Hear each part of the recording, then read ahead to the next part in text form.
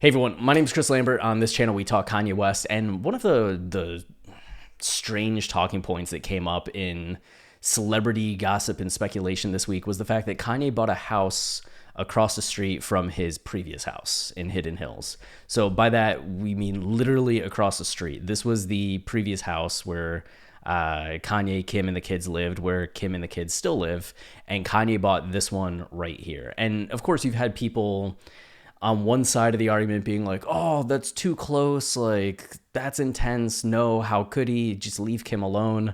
And then you have other people being like, they have 4 kids and it's easy for the kids to be like, oh, we're gonna go see dad, or we're gonna spend some time at dad's, but we also want to be able to like go back home, get things, yada yada. So I tend to side more with the being close to the kids thing being a good thing, as long as things are fine between he and Kim, which Kim has continued to go to Sunday service, right? She went to all the Donda listening parties, like whatever like headlines have been in the media and whatever things are going on in terms of the divorce, it seems like there's still like an amicability between the two of them that makes this an okay situation for them right now, right? And maybe that changes at a certain point, or maybe it doesn't, but you have so many people online speculating that this is a catastrophe, yada, yada, yada, without maybe really knowing what the dynamics are. Anyway, I just wanted to kind of document this house and give us kind of an archive of what this house looked like, because apparently Ye is going to be tearing it down, which makes sense. You see some of the photos of this place,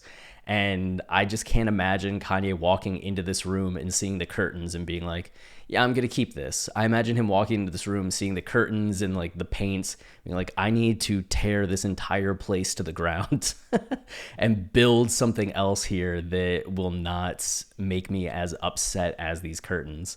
But there's a stable, and we know that Ye in Wyoming liked having animals around, that little bit of that like farm life. I don't know if he'll keep the stable. I don't know if he kept the horses. Like, do these horses come with the house? Probably not, but it'll be curious to see if he does have any animals that are there. We saw with Yeezy Christian Academy that they had some gardens and things going on, so I wonder if he'll just kind of bring some of that Wyoming life to Hidden Hills. But this was the house, and you can see the horses down there, and we'll see what Ye does with it. It's funny because he bought the house, and this is actually the second recent purchase he's had in the area. So back in September, he bought this Malibu home, which was a Tadao Ando design Malibu house. Very brutal, like brutalism, which Ye's office that was in Calabasas, the Yeezy office, which I don't know if he still has that or not, made an architecture digest for being done in the brutalist design, and it was going through and admiring all the brutalist elements. So this home is very much in a Kanye aesthetic. And there were some photos over the recent months of like Ye leaving this place. And you can see that the backside, right, just has like a very eerie feel to it with these columns and the shadows underneath. It feels like a warehouse, but then is very like fancy, or an abandoned building that just had glass put up. But it's a really cool design, and there are a few more websites that have some more details about the interior, some views from the interior. There's some articles from when the place was first built with the architect talking about some of the design choices, like the upper area being entirely for the individuals living there, and the middle area being something that's for like guests and connecting with people. There's like a whole like mindset and style to the design of this. So that was kind of cool to read. But this was the other purchase, and this was about like 30 minutes from Calabasas, Hidden Hills down in Malibu, which is close, but also anyone that has spent time in Los Angeles knows that 30 minutes distance in LA is just like a grueling thing to do, like driving through the hills to get between Malibu and Calabasas.